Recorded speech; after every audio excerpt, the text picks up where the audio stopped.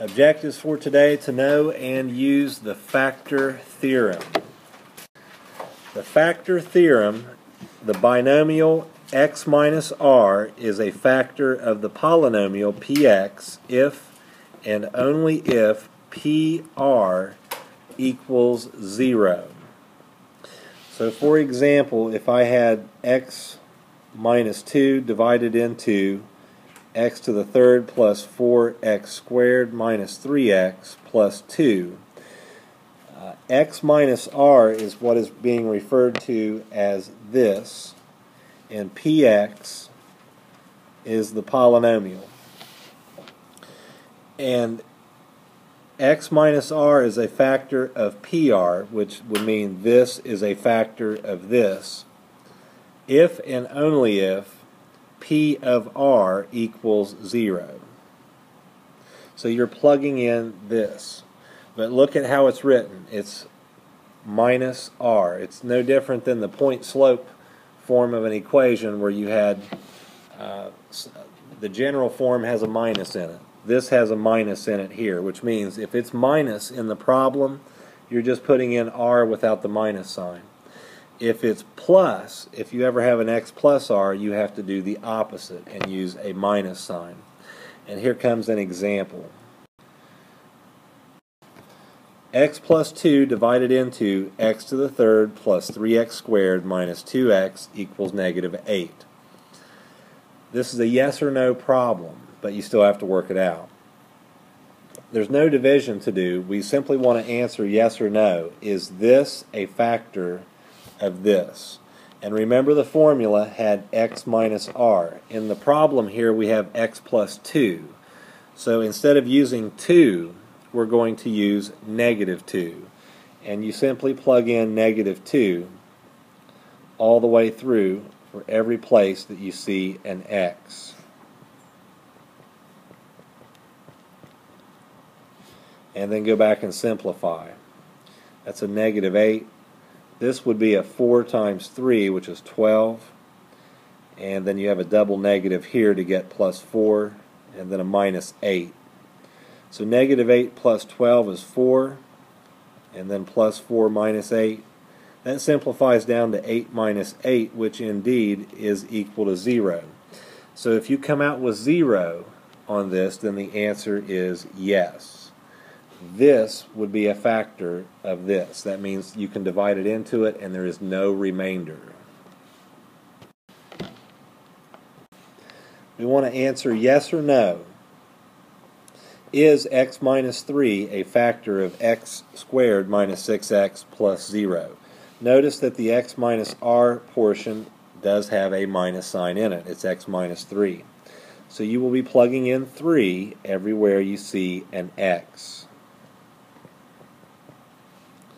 So that's 9 minus 9, not 9, but that's minus 18. Minus 18 plus 0, so you should get a negative 9. And that is clearly not 0, so the answer is no. X minus 3 would not be a factor of that.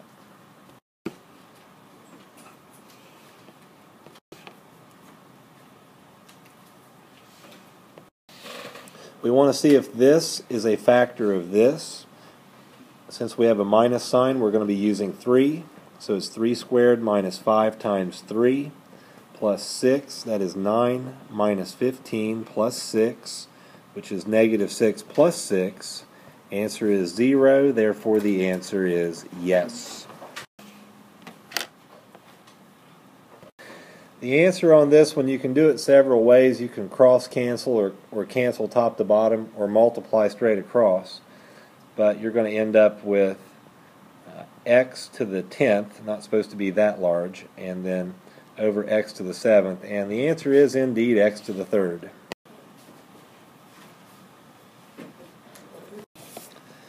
This would be x to the 4th over x to the 3rd. Cancels down to x.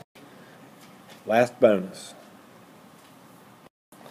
For this one, you end up with x to the 9th over x to the 9th. And if you do subtract the exponents, you come up with 0, but anything to the 0 power is 1. Drop this one off.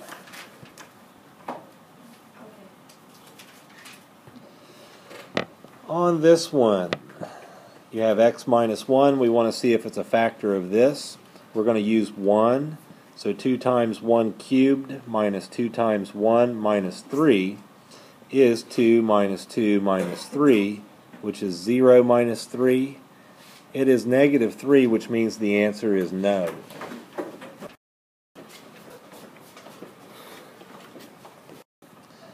Step 1, you're going to have x to the third over y to the third, but then square it to come up with x to the sixth over y to the sixth.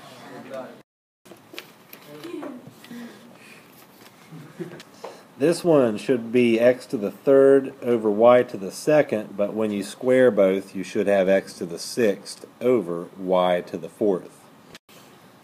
Drop this one off.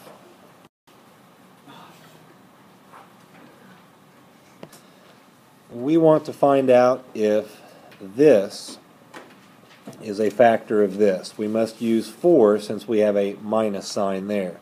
So 4 cubed minus 4 times 4 squared minus 10 times 4 plus 20.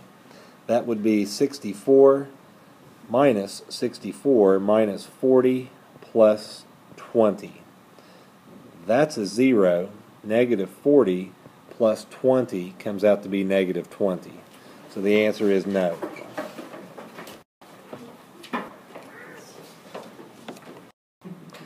Simplify first.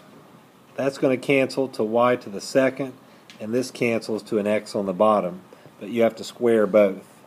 So that's going to be y to the fourth over x to the second.